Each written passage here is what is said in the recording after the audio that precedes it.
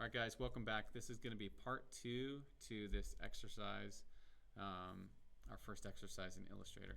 So let's go ahead and work through 6, 7, 8, 9, and 10. And I'm going to try to speed this one up a little bit. By now you know how to get into Illustrator. You might know how to navigate a little bit. We have our zoom tool, which will get us in there. If we hold space bar, it brings the hand out and we can move around. You can also find your hand tool right there. At the top of the toolbar is our selection tool. And if you can't see your tools, again, just a reminder, go to Window, Workspace, Essentials Classic, or Reset Essentials Classic. This is something I'm going to constantly repeat because students will have their computer set up differently from computer to computer. All right, so module number 6. Use the pencil tool to draw a picture of the sun below, hotkey N. So I'm going to hit N. I get my pen tool out. Something's kind of cool about the pen tool is if you double click on it, you've got this smoothing effect on the pencil tool.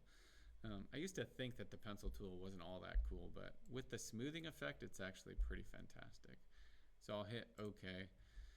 And with the smoothing effect is like as you draw, so like if your drawing's a little bit wonky, the smoothing kind of cleans it up for you, just makes it a little bit more pretty. So we're going to draw a sun. I'll put some beautiful little rays coming out. You can see that didn't actually work. If the object is still selected and you draw something that's like complete around it, it kind of may actually modify it. Right now it looks like it's not. Let's see if we can do that again. No? Okay, I guess it's working. So here's my little sun tool. If someone runs into that issue, we'll try to figure it out.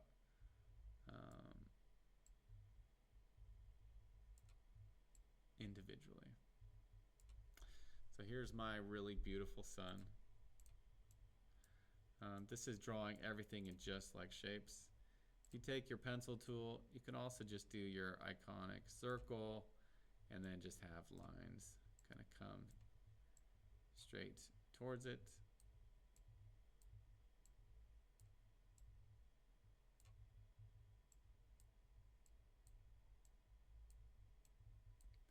Pencil tool is great for doing kind of like character animation.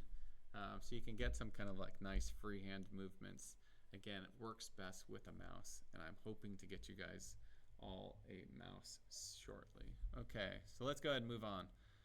So I like to always like go back to my selection tool just because that one is the one that helps me just like grab things. Again, if I want to like move things around, because each one of these are an object that is independent to itself, you can actually like modify or edit your drawing. So maybe I don't like that one. I can move it around, and maybe I can lift these up and get them in a better orientation. So kind of a cool thing with Illustrator. Okay, let's move on. So spacebar hand grab, that gets me to actually move or scroll through the artboard. Use the spiral tool to draw 3 spirals in the space below. You may have to click on the blank at the bottom of the toolbar to find it. So that's the little ellipses right there. The spiral tool, so long as you have Window, Workspace, Essentials Classic set up, it's going to be buried underneath your line segment tool, and that's just to the right of the type tool.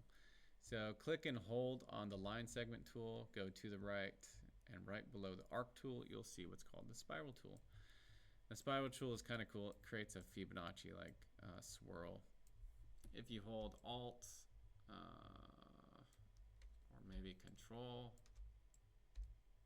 yeah, if you hold Control while you're pulling it, it does some kind of interesting modifications to the tool. So you can actually like fold the spiral up or make it kind of tighten up using Control. It's kind of a neat modification. I'm going to go back to my selection tool and just move these objects around. You don't need to use Control with the spiral tool, but I like to show these things just so that you become aware of just like how a bunch of tools within Illustrator are modifiable in similar ways. hold spacebar, click drag to the right. Use the rectangular grid tool to draw a table with 3 vertical dividers and 1 horizontal divider. So if you go back to where the line segment tool is, click and hold. It may be set to your spiral tool. Right below that is your rectangular grid tool. So just select that by letting go of the mouse.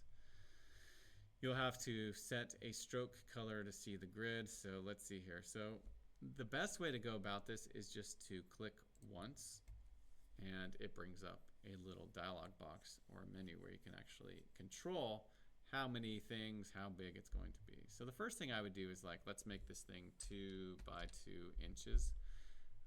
Hopefully your units are set to inches. If they're not, I can help with that. And then what I'm calling out for is draw a table with 3 vertical dividers. So we'll set that to 3, and 1 horizontal divider. And we'll set that to 1. And then it's as simple as just hitting OK. And then this image shows up. So in order to get it balanced in the space, get your selection tool, the black arrow, click and drag it, and just position it inside that little modular space there. All right, let's go on to the next one. All right, number 9, use the polar grid tool to draw a grid with 5 concentric dividers and 5 radial dividers. So again, going back to where the line segment tool is, line segment, arc spiral is the one we use first, rectangular grid tool, and now you can see right below is the polar grid tool. I'll take this, again, just like the rectangular grid tool, just click once. It brings open a little window. So we're doing 5 by 5, which is good to go. And let's just set this to 1.5 inches by 1.5 inches. And that way it'll just be the right scale to fit inside this little rectangle here. I'll hit OK. I'll get my selection tool. Click on the black. Anywhere where there's black, we'll select the object, and I'll place it right in the center. Lastly, draw a smiley face in this square using the ellipse tool and the pencil tool. So I'm going to go back to my shapes, which was set to the star. I'm going to get my ellipse tool. I'm going to draw out a circle. That looks good, just freehanding it. Right below that is the pencil tool.